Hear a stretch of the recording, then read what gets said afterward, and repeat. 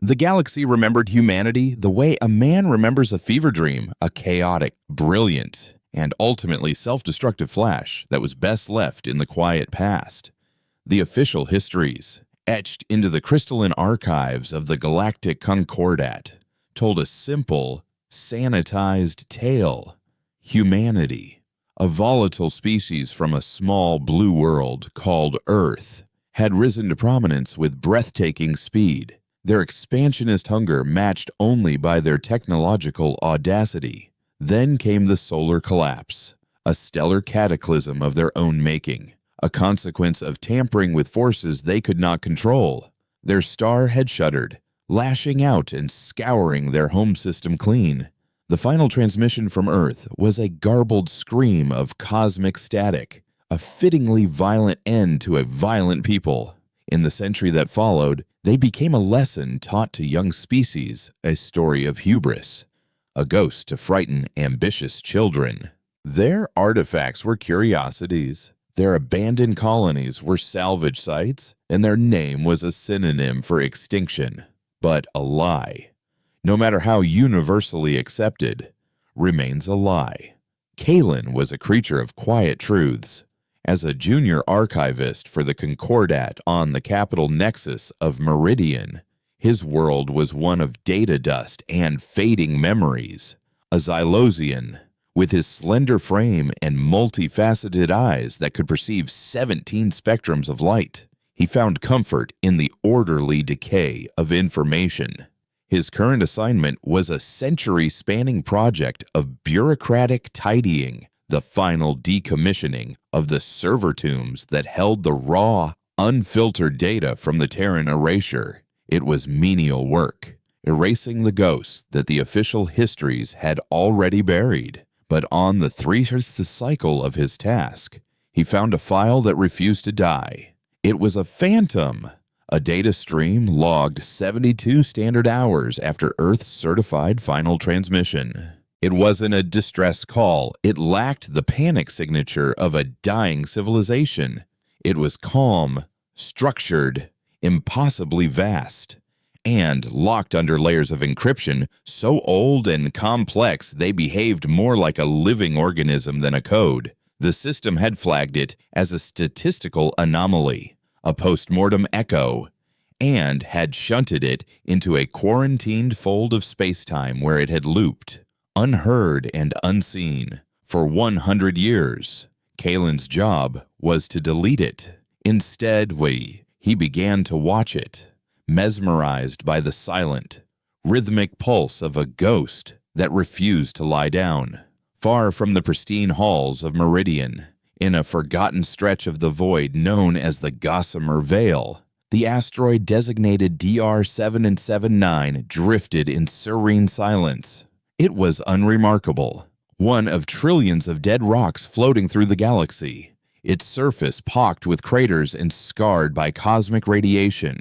But its trajectory was too perfect, its spin too regular, and its core composition registered on deep-range scans as a statistical impossibility, a concentration of heavy elements that defied natural formation. This anomaly had not gone unnoticed. A salvage freighter, the Gilded Maw, operating under the banner of the rapacious Helion Combine, had diverted course to investigate. To its captain, a grizzled Vorn named Grok, the asteroid was the score of a lifetime. The protocols for first contact with pre-spacefaring life, let alone an artifact of a dead one, were clear and strict. Grok jettisoned them with the same casual disdain he reserved for his ship's waste heat. He ordered his crew to commence deep core drilling. He was looking for a payday, but what he found was a memory. Inside DR779, there was no rock, no ore, and no ice. There was only the cradle. Elara, warden of the Ark designated Vigilance, felt the drill bite into the outer shell, not as a sound or a vibration, but as a violation. For a century, her world had been the gentle hum of the cradle's life support, the soft green glow of the hydroponic forests. and the silent weight of her duty. The cradles were not ships in the conventional sense. They were worlds unto themselves, city-sized arcs where the last remnants of humanity had not hidden, but gestated. They had spent a century in self-imposed exile, not merely rebuilding, but redefining what it meant to be human, purging the reckless ambition that had led to their near destruction. Alara's role was sacred. She was the conductor of the lament, a continuous, silent broadcast woven into the fabric of space-time. It was not a message, but a network key, a key that connected every hidden cradle, every buried weapons platform, every sleeping AI across the galaxy into a single, cohesive consciousness. It was a promise, a threat, and a failsafe, all in one. And now, a greedy Vorn with a laser drill was knocking at the door. The cradle's initial response was not violent. It was biological, a low-frequency resonance, imperceptible to Vorn senses, pulsed through the hull of the gilded maw. It was a signal tailored to the specific neurochemistry of Grok species. On the salvage ship's bridge, the air, still perfectly breathable, began to feel thin and sharp. The recycled water took on a bitter, metallic taste that lingered. Minor disagreements between crew members flared into shouting matches. The ship's navigation system began to flicker, showing them ghost images of their own vessel trailing them, its running lights a hostile, predatory red. Grok, his mind clouded by an alien paranoia he couldn't identify, saw betrayal in the eyes of his first mate and drew his plasma cutter. He believed pirates were trying to steal his claim. He never considered that the claim itself was fighting back. His distress call to the Helion Combine was a panicked, incoherent rant about phantoms and mutiny. The Combine, a corporate entity with the power of a small empire, did not tolerate interference with its assets. They dispatched the IHC Reprisal, a Stalker-class security cruiser under the command of Captain Vorlag, a decorated officer whose career was built on the ruthless enforcement of Combine interests. Vorlag arrived to a scene of carnage. The Gilded Maw was adrift, its internal atmosphere vented, its corridors stained with the frozen blood of its crew who had, by all appearances, torn each other apart. The asteroid, DR-779, floated nearby, maddeningly silent. Vorlag was a creature of logic and firepower. He dismissed the salvage crew's fate as a case of void madness, a common affliction in the lawless outer territories. His objective was to secure the Combine's claim and ascertain the source of the interference. He ordered his sensor technicians to perform a full-spectrum deep scan on the asteroid, to peel it open with waves of energy and lay its secrets bare. He sought to impose order on a mystery. It was the last order he would ever give. The instant the Reprisal's active scan washed over the cradle's hull, the galaxy changed. In the Concordat archives on Meridian, Kalen watched in stunned disbelief as the looping ghost signal he had been monitoring for cycles suddenly broke. Its ancient encryption shattered, not by force, but as if unlocked from within. The signal flattened into a single, repeating plaintext phrase that bloomed across his monitors, simultaneously translating itself into every one of the 12,000 registered languages of the Concordat. The message was 4 simple words: "We have been woken." In the Gossamer Veil, the shell of DR-779 did not explode. It unfolded. Seams of cold blue light traced across its rocky surface as the asteroid peeled back in massive, silent sections, its camouflage retracting like the petals of a biomechanical flower. It revealed the true form of the Vigilance. It was not a ship of plates and rivets, but a seamless, monolithic structure of a dark, crystalline material that seemed to drink the light of distant stars. It had no visible engines, No weapon ports, no bridge.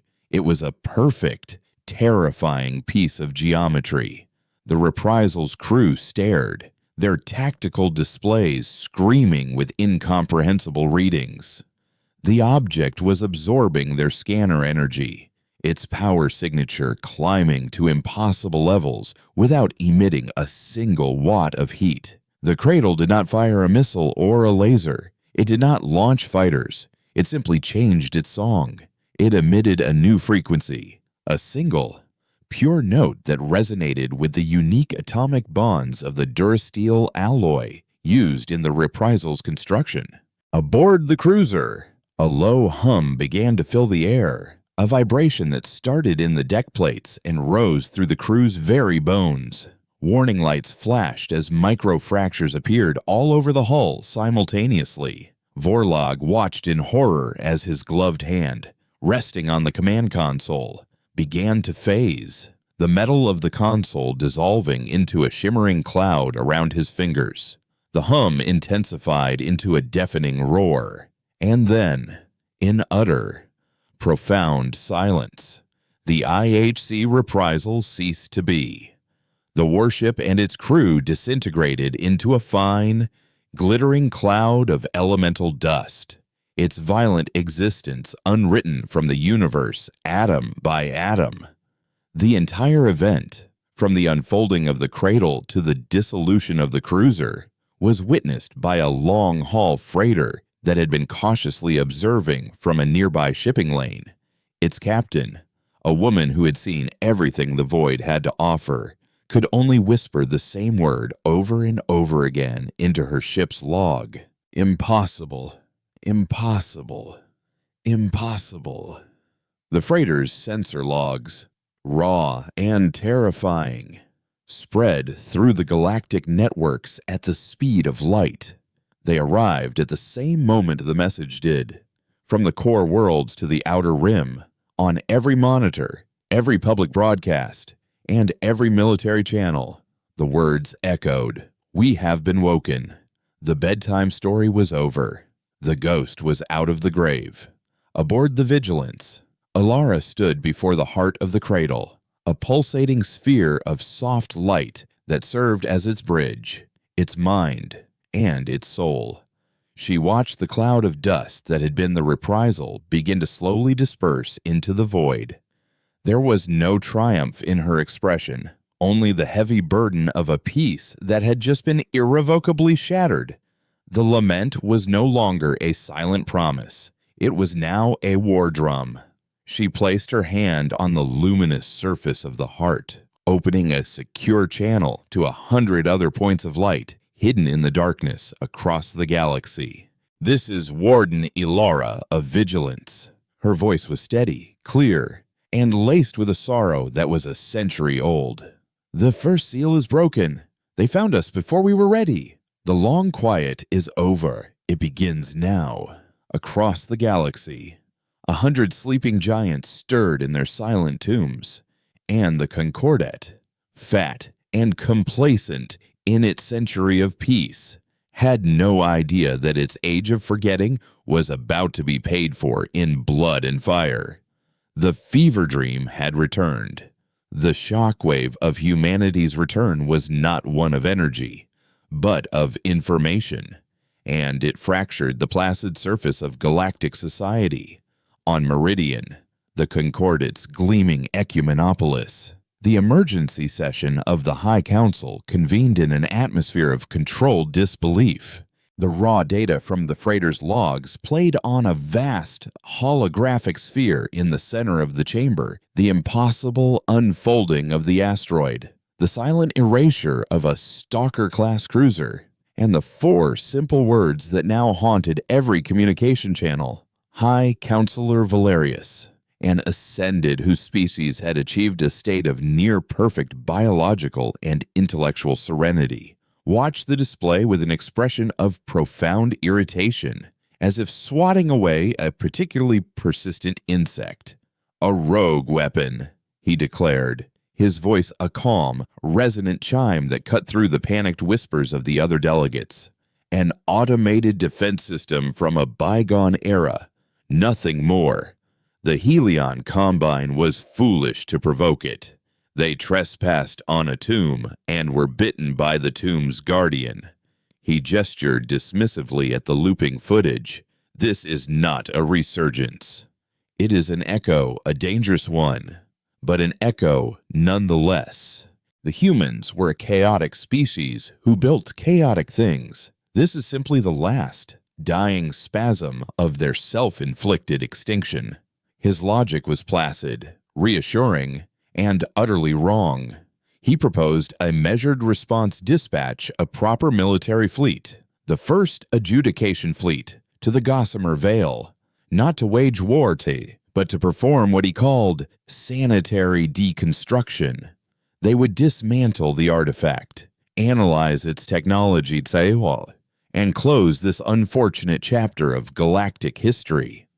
The Council, desperate for a return to normalcy, eagerly agreed. They could not conceive of a universe where they were no longer the apex. Aboard the Vigilance, the long quiet was being replaced by the measured hum of awakening. A central chamber, which had been a place of serene contemplation for a century, now thrummed with activity. Dozens of other wardens and commanders appeared as shimmering, life-size projections around Alara. Their forms beamed instantaneously from cradles hidden light years away. They were the children and grandchildren of the survivors, a new breed of human calm, deliberate, their every action informed by the catastrophic failure of their ancestors. Their sorrow was a genetic inheritance. Their resolve was the shield they had forged from it. The Concordat designates the target for sanitary deconstruction, reported a stern-faced man whose projection identified him as Commander Jorik of the Cradled Tiamat. His features were sharp, carved from a lifetime of purpose. "They are sending the Fist of Meridian," a murmur went through the assembled projections. The Fist was the Concordat's premier battle group, a fleet of 50 warships centered around the dreadnought Inevitability. It was a tool of overwhelming force, designed to crush rebellions and pacify entire sectors. It had not seen combat in over 80 years. "They still see us as a relic," Alara stated, her voice resonating with the soft light of the cradle's heart. "They believe we are a ghost." Yorik's projection clenched a fist. "Then it is time we showed them what we are. The Aegis Protocol must be activated. We reclaim Sanctuary first." Alara met his gaze, the weight of their shared history passing between them. The Aegis Protocol was not a plan for war. It was the blueprint for their rebirth, a sequence designed to reawaken and secure the old Terran exclusion zone. Sanctuary, the first extrasolar colony humanity had ever established, was its heart. The Concordat had stripped it bare, turning a world that was once a garden into a barren mining outpost before abandoning it to the void. "The protocol is absolute," Alara confirmed. "The Concordat believes they are coming to put down a ghost. Let them find a god instead. Coordinate the fleet. We will meet them at Sanctuary." Back on Meridian, Archivist Kalen's quiet life was over. He was no longer in his dusty data tomb, but in a sterile, white room, the air tasting of ozone and interrogation. Before him sat an inquisitor of the Concordat's Internal Security Directorate, a being of the silent, insectoid Cathar. It communicated not with sound, but through precisely controlled pheromones and subtle shifts in the chitinous plates of its face. Its thoughts translated by a hovering drone into a flat, synthetic voice. "Your access logs show an obsession with the quarantined Terran file. Archivist," the drone intoned. "You spent 4.7 standard cycles observing a data stream you were ordered to delete." Kalen's multifaceted eyes darted around the room, finding no comfort. "It was an anomaly. I was studying its structure. You were the first being in the Concordat to see their message. The drone continued, its voice unchanging. When the ghost signal resolved into plain text, it passed through your terminal moments before the Galactic broadcast. What did you feel? Kalen of Xylos. Kalen hesitated, the memory of that moment still chilling him. He had felt a profound, terrifying awe. He had felt as if he were staring into an open grave and had seen it blink. I felt fear, he admitted, his own voice barely a whisper. The Inquisitor shifted, a minute crackle of chitin that the drone translated as dissatisfaction. Fear is an illogical response to an echo. We believe it was something else. We believe it was recognition. We believe you are a sympathizer, one of the many cultists scattered across the galaxy who worship the memory of the violent, dead humans. You will tell us what you know. Kalen knew nothing, but in that moment, he realized a terrible truth. The Concordat was more afraid of the idea of humanity than of any physical threat. They were terrified of the memory, of the lesson their hubris had supposedly taught, being proven a lie, and they would dissect him, mind and body, to protect that lie. The first adjudication fleet, the Fist of Meridian, tore through hyperspace, a brilliant spear of light and righteous purpose. At its head, the dreadnought Inevitability was a city of guns and armor, a monument to the Concordat's absolute authority. Its commanders, Admiral Koth, a veteran of the long-past unification wars, stood on his bridge and reviewed the mission parameters. He found them insultingly simple. Secure the artifact, neutralize its defenses, collect all data. He felt a pang of disappointment. He had hoped for a real fight, a chance to remind the younger races of the Concordat's power. Instead, he was being sent on an archaeological expedition with very large guns. When his fleet dropped out of hyperspace at the designated coordinates in the Gossamer Veil, he found nothing. The space where the asteroid DR-779 in the freighter's logs had indicated was empty. "Report," he barked at his sensor chief. The officer, a four-armed avian, squawked in confusion. "Sir, there are gravitational distortions, echoes, but no solid matter. It's as if the object was never here." Koth scowled. "Set a course for the old Terran colony of Sanctuary. It is the nearest logical place a relic of that age might have originated from or fled to. I will not return to Meridian empty-handed." He believed he was hunting a quarry. In reality, the trap was already closing around him. As the Fist of Meridian altered course, the void around them shimmered. It was not the telltale rupture of a hyperspace entry. It was subtler, as if the fabric of space-time itself was growing thin. A single human cradle, the Vigilance, materialized before them. It was not fast, it simply was. Admiral Koth's tactical officers scrambled, targeting locks flashing red across the monolithic hull. "All ships, fire at will," Koth commanded, a thrill of battle finally surging through him. 1,000 beams of focused energy, enough to crack a continent, lanced across the void and struck the Vigilance, and were absorbed. The dark, crystalline hull glowed with a soft, blue light, its power signature spiking, but it remained utterly unharmed. Before Koth could process the impossibility of what he was seeing, the shimmering intensified. To his left, another cradle appeared, then another, and another. Within seconds, the Fist of Meridian was surrounded by a fleet of 100 cradles, each one a silent, geometric god of the darkness. They had not come from hyperspace. They had simply unfolded themselves into reality.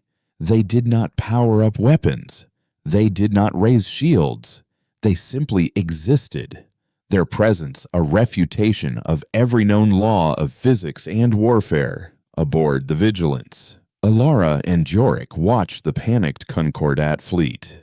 "They are trying to calculate a response," Jorik noted, a hint of grim satisfaction in his voice. "They have nothing in their databases for this." Alara gave a single, silent nod to her helm. "Begin," she commanded. The human fleet did not attack. They did something far more profound. A wave of energy, colorless and silent, washed out from the assembled cradles. It was not a weapon, it was a recalculation of space-time. Aboard the Inevitability, Admiral Koth felt a dizzying sense of vertigo. His navigation officer screamed that their star charts were dissolving.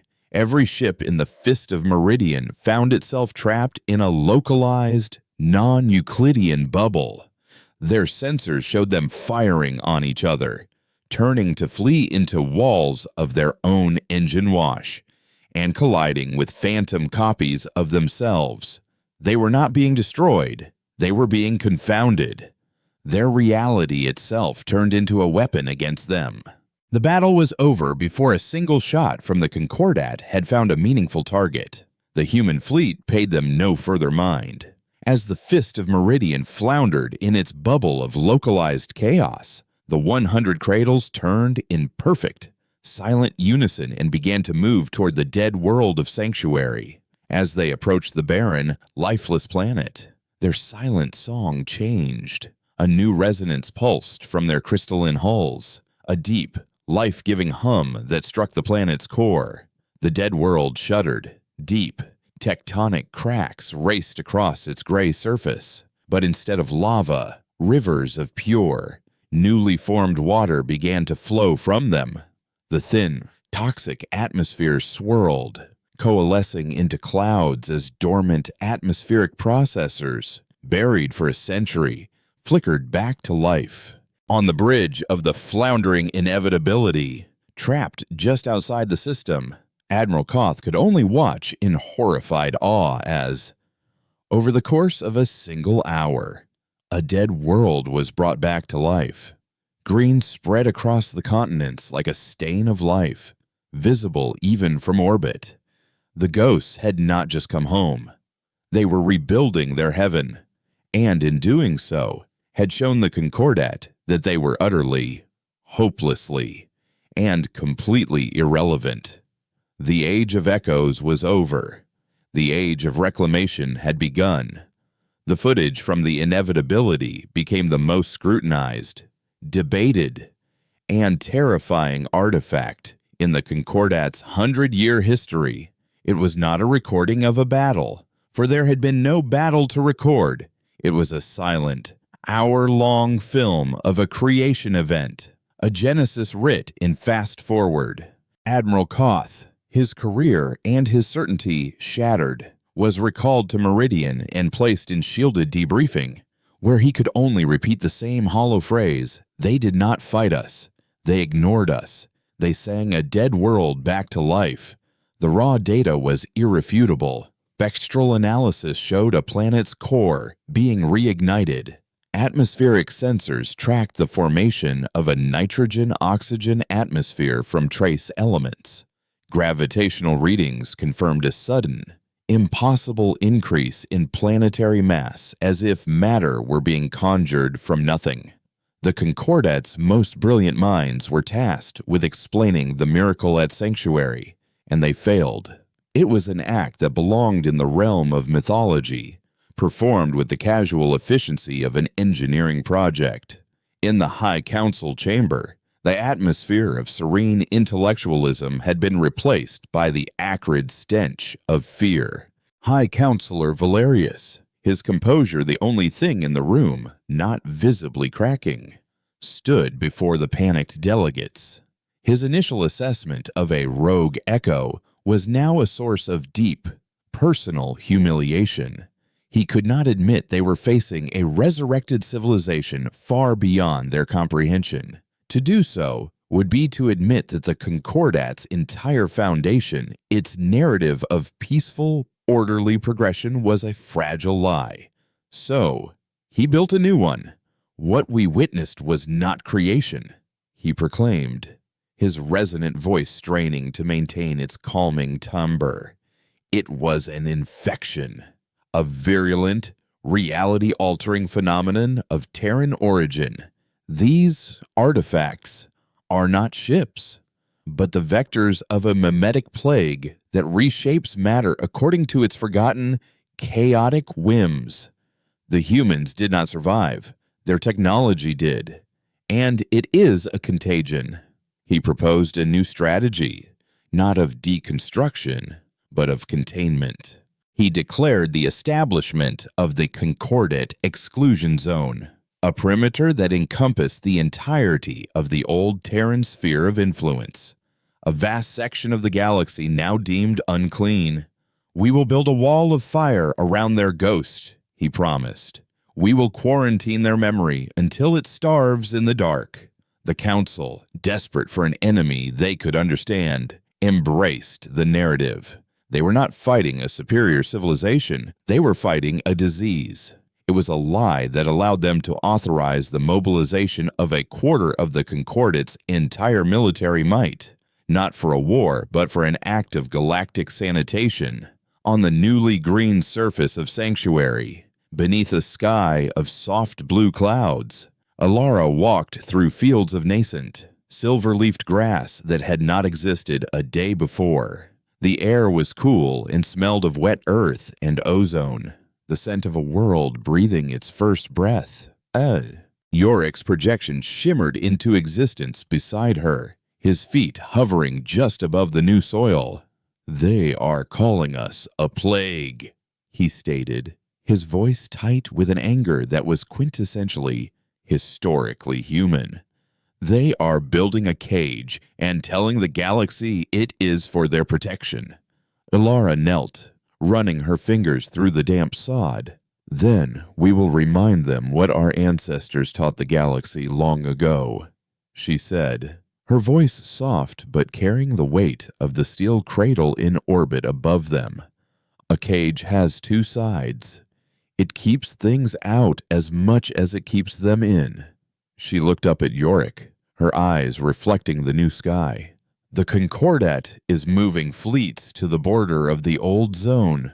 They are loud, they are clumsy, they are predictable. While they build their wall, we will awaken the wardens of the gate." Yorik's stern expression softened with a flicker of grim understanding.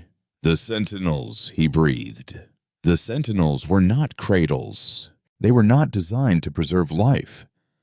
They were the other half of humanity's legacy. The buried teeth of their exile, pure weapons platforms of staggering scale, disguised for a century as asteroid clusters, dead moons, and cometary debris. They were placed at the key strategic choke points of the original Terran Empire. They were the locks to a kingdom the galaxy had forgotten ever had gates. The lament is no longer a lullaby. Jorik, Alara said, rising to her feet. It is a trumpet blast. Sound the call. It is time to secure our borders. Deep within the pristine, sterile confines of Meridian's internal security spire, Archivist Kalen was subjected to a new form of interrogation. The Cathar Inquisitor, having failed to extract any useful information through pheromonal intimidation, had been replaced by a specialist, a Praxian mindwalker. The Praxian was a being of pure thought, its physical form a mere anchor, a swirling column of psychic energy contained within a crystalline shell. It did not ask questions, it sought to take answers. As it reached into Kalen's mind, it expected to find the petty thoughts of a sympathizer, the confused awe of a low-level bureaucrat. Instead, it found the echo, the Terran signal. The 4 simple words, "We have been woken," had done more than pass through Kalen's terminal. It had resonated with him, leaving a harmonic imprint on his neural pathways. When the Praxian's consciousness touched this imprint, it recoiled as if burned. It was not data. It was a keyhole, And through it, the Mindwalker felt the sheer, crushing scale of the consciousness that had sent it a collective mind of billions, layered with a century of silent, focused grief, patience, and resolve. It was like touching the mind of a sleeping god. The Praxian's containment field flickered violently, and it withdrew from Kalen's mind with a psychic scream that shattered every light panel in the room. The drone translated its panicked, incoherent thoughts, not a signal, a presence, a ghost, in the machine. It sees. It remembers. Kalen, left gasping on the floor, felt a strange sense of clarity. He was not a sympathizer.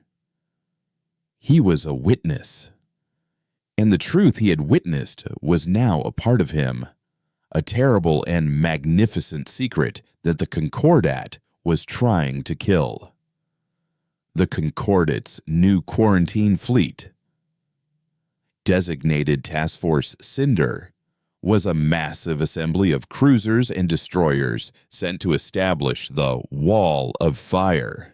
Their first objective was to secure the Varan Threshold, a stable wormhole that served as the primary gateway into the old Terran zone. They arrived to find the space seemingly empty, save for a scattered, unremarkable debris field of ice and rock orbiting the wormhole's mouth. Commander Jev, a pragmatist from a species that valued caution, ordered his scout ships to perform passive scans of the debris field before the main fleet advanced. It was a prudent, sensible order that saved his life.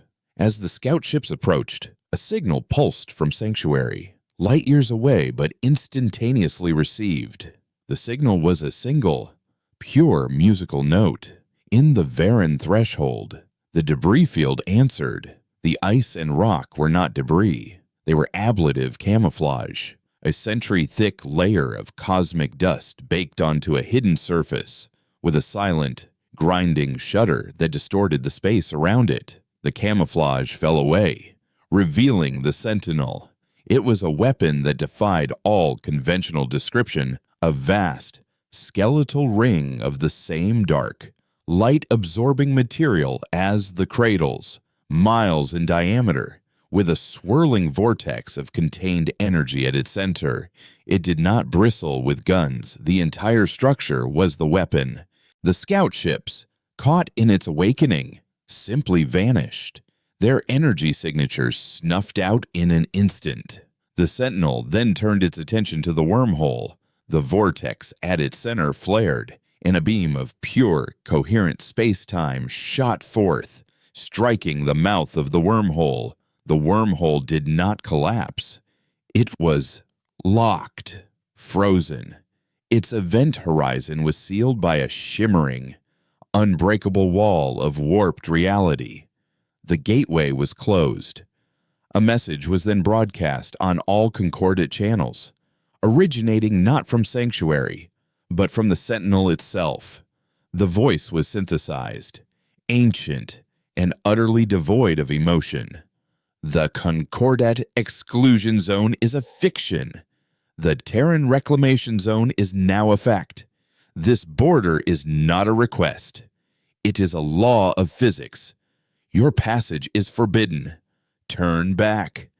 Commander Jev, his face a mask of disbelief, watched the sealed wormhole and the silent, waiting Sentinel. His wall of fire had just met a locked gate.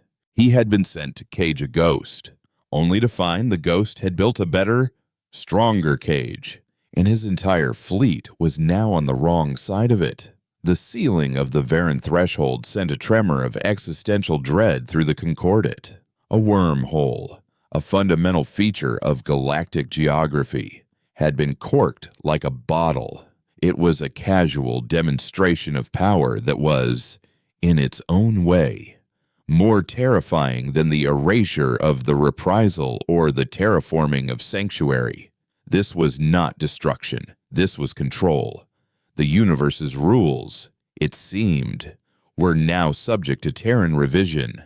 On Meridian, the High Council chamber became a maelstrom of factionalism and blame. Hardliners, led by a hawkish delegate from the Helion Combine, demanded an immediate, overwhelming assault on the Sentinel, arguing that any show of hesitation would be interpreted as weakness.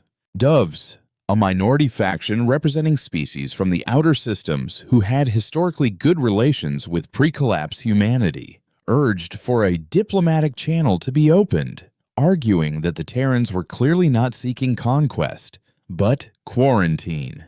High Counselor Valerius, his authority eroding with every new impossibility, found himself caught between the two. He chose a third path, one born of desperation and the Concordat's most deeply ingrained instinct subterfuge. "We cannot break their gate," he announced to the fractured council, "so we will find their key." He unveiled Project Nightfall, a clandestine operation that had been mothballed for 50 years. Its purpose was to weaponize memory, to find an old enemy of humanity, a ghost from their own violent past, and unleash it upon them. The humans were not universally loved, Valerius explained, his voice taking on a conspiratorial whisper. They made enemies, bitter ones. Before their collapse, they were embroiled in a brutal, clandestine war with a species they codenamed the Phantoms, a non-corporeal, psychic race that fed on thought and memory. The Concordat had long dismissed the Phantoms as wartime propaganda, a boogeyman invented by humans to justify their own paranoia. But Valerius now presented evidence-quarantined data logs from pre-collapse Terran deep space listening posts, filled with frantic reports of ships found crewed only by husks, their minds wiped clean. "We will find these Phantoms," Valerius declared. "We will lead them to the new human worlds. We will let one ghost devour another." It was a strategy of unspeakable cynicism, a plan to win a war by proxy, using a monster they didn't even truly believe in. Inside the Terran reclamation zone, the awakening continued at a pace that was both deliberate and breathtaking. Dozens of worlds, long fallow and forgotten, were being brought back to life by the silent orbiting cradles. The lament, the constant psychic broadcast that connected the human fleet, was no longer a single melody, but a complex and evolving symphony. It was the hum of industry, the whisper of planetary engines restarting, the soft chime of new life taking root. Aboard the Vigilance, now in orbit over the burgeoning world of Sanctuary, Alara monitored the symphony. She felt the awakening of the Sentinel at the Varan threshold, not as a report, but as a new, powerful instrument joining the orchestra, a deep, resonant bass note of absolute denial. Yet, amidst the rising harmony of their rebirth, she felt a discordant note, a faint, sickly static at the edge of her perception. She brought this to the attention of the assembled Warden projections. "There is something wrong," she said, her brow furrowed. "A whisper in the quiet between systems. It feels hungry." Yorick, ever the pragmatist, was dismissive. "It is the Concordat," he said. "Their fear is so loud it's bleeding across the border. They are scrambling, trying to find a weakness." But an older warden, a woman named Anya, whose role was keeper of the archives aboard the Cradle Nemazini, shook her head. Her projection seemed more solid, more ancient than the others. "It is not the Concordat," she said, her voice like the rustle of old paper. "I have felt this before, in the oldest memories, the echoes from before the quiet. It is the shadow of the soul, the thing our ancestors never truly defeated. The Phantoms are stirring." A cold silence fell over the assembled wardens. The Phantoms were not a myth. They were the reason for the long quiet. The solar collapse had not been a technological failure. It was a sacrifice. The first Terran Empire, at the height of its power, had inadvertently attracted the Phantoms, psychic predators from the void between galaxies. The war had been unwinnable. To fight them was to feed them with the very emotions of conflict. The solar collapse was the ultimate scorched earth tactic. Humanity's star had been deliberately destabilized to create a psychic scream so loud it scoured the phantoms from the local galactic cluster, giving humanity the century of silence they needed to gestate and change. They had not been hiding from the Concordat. They had been hiding from a predator the Concordat couldn't even comprehend. The Concordat's search for the phantoms led them to a dead zone in the galactic halo, a place called the Shroud, where stellar formation had long ceased. It was a graveyard of cold stars and rogue planets. Here, following the faint psychic trails mentioned in the old Terran logs, a single, heavily shielded Concordat probe, designated Seeker, broadcast its payload a looped recording of concentrated human emotion, a psychic beacon of fear, hope, and rage, amplified 1,000-fold. For weeks, there was nothing. The mission was about to be declared a failure. Then, the Seeker went silent. Its last transmission was not an image or a data packet, but a single, terrified thought from his AI core, a thought that burned out every psychic in the listening post on Meridian who was monitoring the feed. It hears me. It's inside me. So hungry. In the Shroud, a ripple of non-light spread from the Seeker's last known position. A tear in reality. Not into hyperspace, but into somewhere else. A dimension of pure thought and malevolent consciousness. From this tear, the phantoms emerged. They were not ships, but living constellations of shadow and stolen light, their forms shifting and incoherent. They did not travel through space, they infested it. They tasted the bait the Concordat had left, the psychic scent of humanity. And they remembered. They remembered the feast they had been denied a century ago, and they began to move.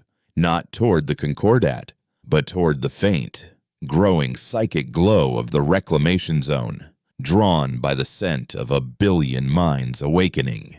Back in his cell, Kalen the Archivist was no longer being interrogated. He was being forgotten, left to rot as a minor political embarrassment. But his mind was no longer his own. The imprint of the human broadcast had turned him from a witness into an antenna. He felt the distant, psychic scream of the Seeker probe's AI. He felt the cold, the slithering consciousness of the phantoms as they answered the call. And he felt something else, the symphony of the Terran lament changing. The music did not become fearful, did not panic, became cold, and the harmonious, life-giving hum was augmented by a new, sharp, and chillingly precise undertone. The sound of a scalpel being unsheathed. He didn't know what it meant, but he knew the humans were aware. They had known this day would come. He began to desperately search for a way out of his cell, not to save himself, but to warn someone, anyone in the Concordat, of the colossal mistake they had just made.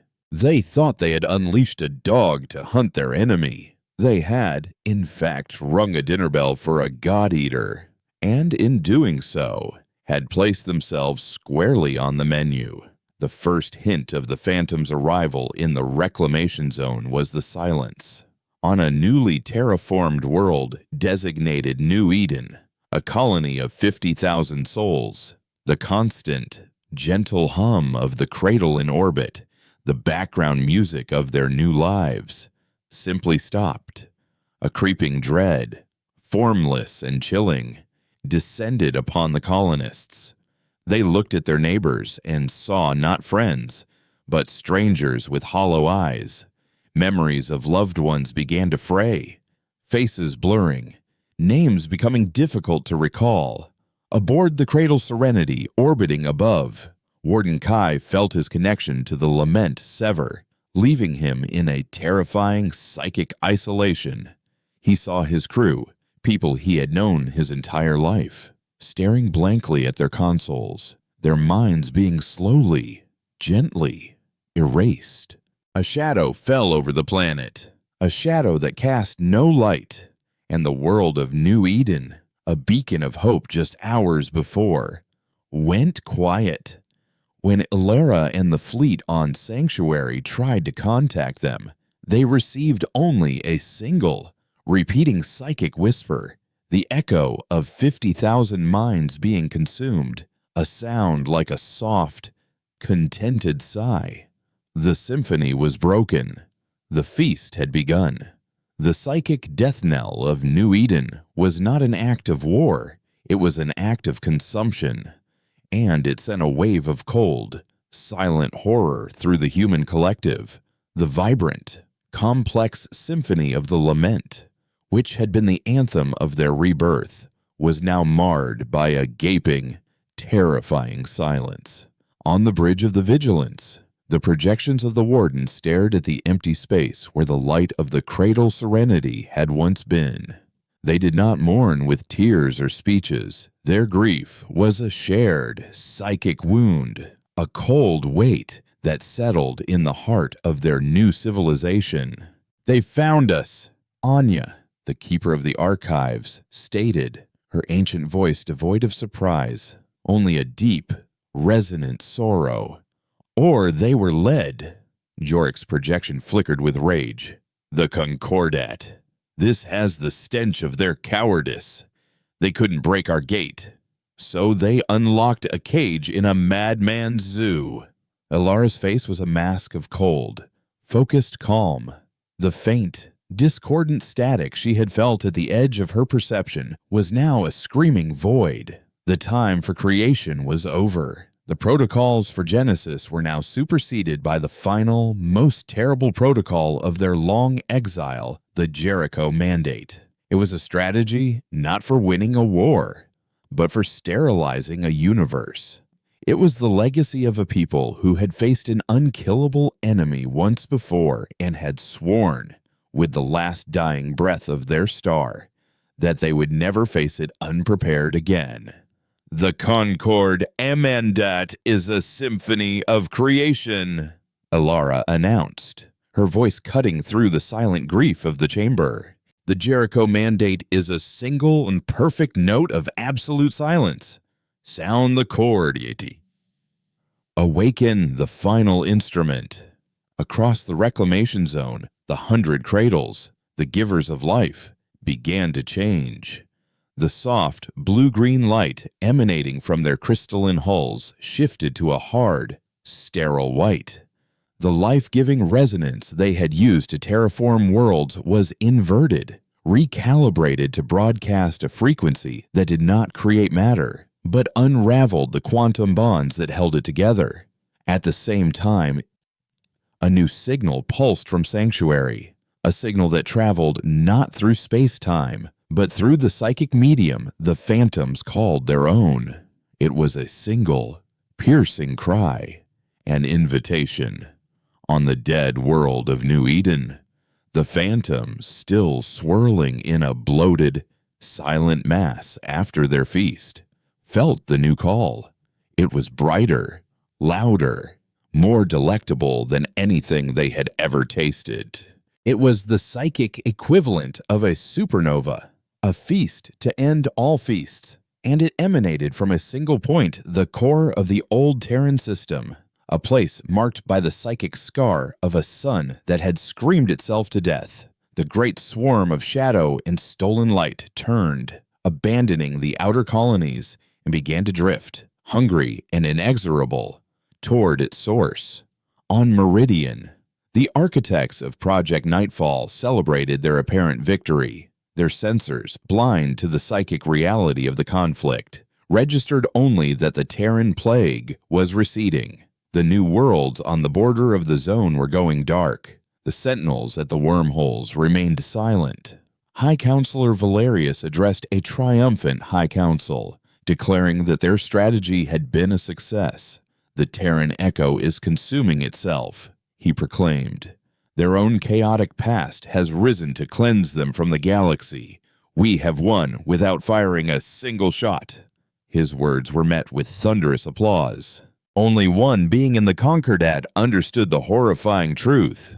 Kalen, the forgotten archivist, had finally managed to escape his cell, not through force, but by using the psychic resonance in his own mind to trick the simple-minded security drones. He ran through the pristine corridors of the Concordat Spire, a frantic, lone prophet of an apocalypse no one else could see. He burst into the High Council chamber, past the stunned guards, his multifaceted eyes wild with terror. "You've killed us all," he shrieked, his voice raw. "You don't understand. They are not fighting the phantoms. They are gathering them. They are setting a trap. And the whole galaxy is the bait." He was tackled by security forces, his cries dismissed as the ravings of a madman, and dragged away. But for a fleeting moment, his eyes met Valerius's, and the High Counselor saw not insanity, but a terrifying, absolute certainty. A sliver of doubt, cold and sharp, pierced Valerius's triumphal arrogance for the first time. As the phantom swarm converged on the Sol system, they found what they were looking for. Earth's star, the source of the psychic call, burned with a fierce, impossible light. In orbit around it was a single object, a weapon that had been built in secret during the last, desperate days of the First Terran Empire, its construction completed in the silent century that followed. It was the final instrument, the Requiem.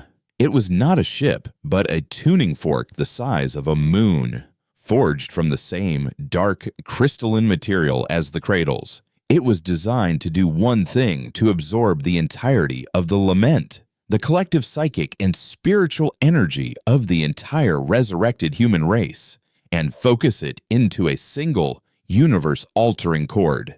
The phantoms, mindless in their hunger, descended upon it. A tidal wave of psychic void eager to consume the brilliant light.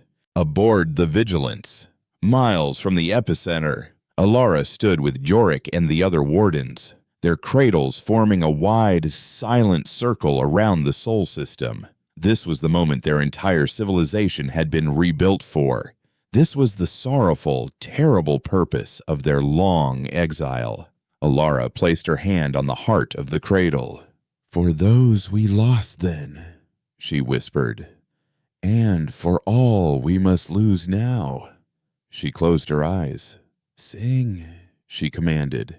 The lament, the symphony of a billion human souls, ceased to be a harmony of creation.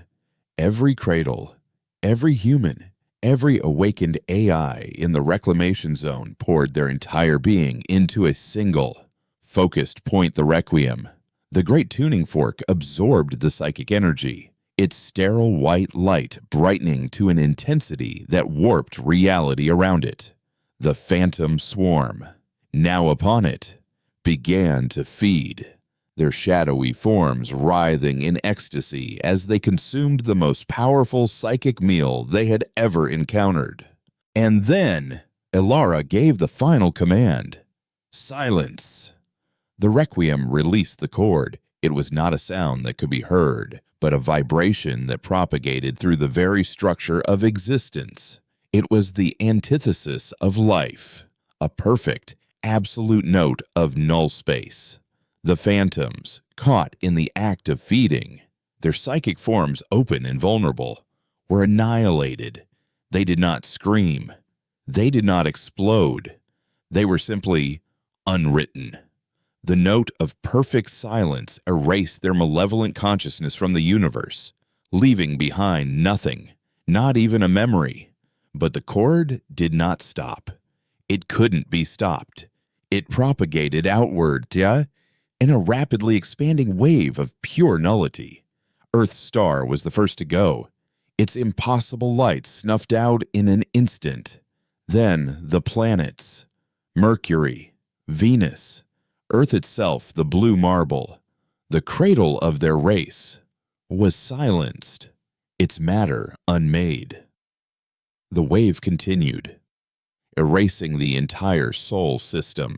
The cradles, at the edge of the system, felt the horrifying touch of the cord and their crews, their purpose fulfilled, embraced the silence, their minds and bodies dissolving into the wave of their own making. It was the ultimate sacrifice to save the galaxy from the predator they had reawakened. Humanity erased its own heart, its own history, and a significant portion of its own reborn population. The Jericho Wave, as the horrified survivors would later call it, traveled for weeks, a perfect sphere of silence expanding at the speed of light. It did not stop at the border of the reclamation zone. It washed over Concordat space. It passed through the High Council chamber on Meridian, where a terrified Valerius, finally understanding Kalen's warning, could only watch as the stars outside his window vanished one by one. The wave was not destructive in a conventional sense. It did not harm living beings who were not psychically attuned, but it erased all active, high-level energy signatures it touched. Fleet engines went dead. Planetary power grids failed. The hyper-advanced, interconnected infrastructure of the Concordat was lobotomized. The wall of fire was extinguished, leaving the Concordat's fleets adrift and powerless. The galaxy was plunged into a dark age, its great empires silenced, their technological hubris rendered inert. In the end, only the Terran reclamation zone remained, a lonely island of light in a sea of galactic silence. The surviving cradles, led by the few remaining wardens like Jorik and Anya, had been far enough from the epicenter to survive, but they were forever changed. Their symphony was now muted, laced with the sorrow of a billion voices deliberately silenced. They were fewer, but they were, for the first time in their history, truly alone and finally safe. Humanity had won. They had defeated the unkillable monster and neutralized the arrogant empire that had endangered them all. The cost was their home, their past, and much of their future. They were no longer a resurrected nation. They were the galaxy's quiet, somber, and solitary guardians, the keepers of a silence they had paid for with their own soul. The fever dream was over, replaced by a long, quiet, and watchful night.